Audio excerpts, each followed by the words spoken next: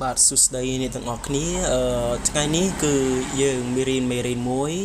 មេរៀននោះគឺយើងរៀនអំពី verb to be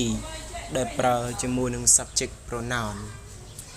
ទូទៅបងប្អូនដែលរៀនមូលដ្ឋានគ្រឹះគឺតែងតែ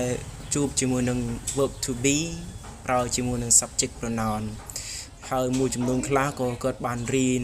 ដល់ទៅកម្រិតខ្ពស់ហើយប៉ុន្តែថ្ងៃនេះខ្ញុំបង្រៀនចំពោះអស់អ្នកណាដែលគាត់បានមានកម្រិត beginner ដូច្នេះបងប្អូនអាចនឹងរៀនជាមួយនឹងខ្ញុំ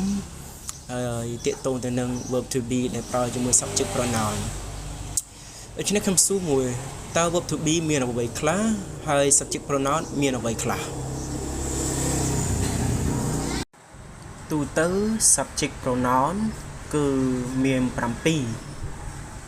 បងប្អូនអាចមើលឃើញហើយនៅក្នុង slide គឺមាន I you we they he she it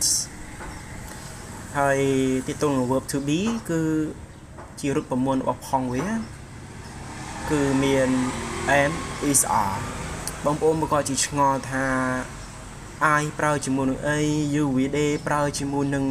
verb to be អីហើយនឹង he she it ប្រើជាមួយ verb to be អីហើយខ្ញុំអត់ទាន់ចូលចំណុចនោះទេប៉ុន្តែខ្ញុំចង់បង្ហាញថា subject pronoun គឺមាន7 I you we they he she it ហើយនឹង verb to be គឺមាន am is are នេះគឺជាចំណុចសំខាន់ដែលយើងប្រើ subject ជាមួយនឹង verb to be ម្យ៉ាងវិញទៀត verb to be ដែលខ្ញុំបង្រៀនបន្ទាប់គឺខ្ញុំបង្រៀនតាមលំដាប់លំដោយតកតងទៅនឹង I ប្រើមួយអ្វី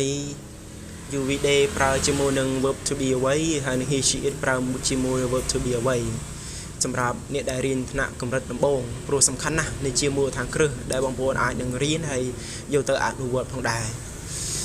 ហើយអ្វីដែលខ្ញុំបង្រៀននេះគឺសម្រាប់តែអ្នកដែលកម្រិតដំបូងដូចខ្ញុំបញ្ជាក់អញ្ចឹងដូច្នេះបងប្អូនអាចនឹងរៀនជាមួយនឹងខ្ញុំទាំងអស់គ្នាតាមលំដាប់លំដោយខ្ញុំមិនអាចបង្រៀនទាំងដុំទាំងអស់បានទេគឺខ្ញុំនឹងបង្រៀនបងប្អូនឲ្យយល់មួយទាំងអស់គ្នា